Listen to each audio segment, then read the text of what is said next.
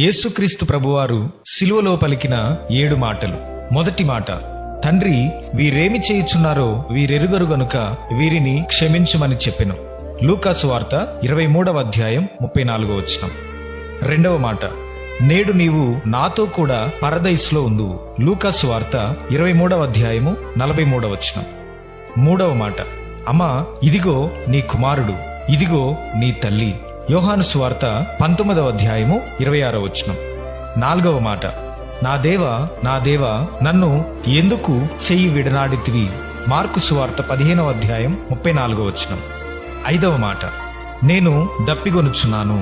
యోహాను సువార్త 19వ అధ్యాయం 28వ వచనం. ఆరవ మాట, సమాప్తమైనది. యోహాను సువార్త 19వ అధ్యాయం 30వ వచనం. ఏడవ మాట, తండ్రి, నీ చేతికి నా ఆత్మను అప్పగించుకొనుచున్నాను. లూకా సువార్త 23వ అధ్యాయం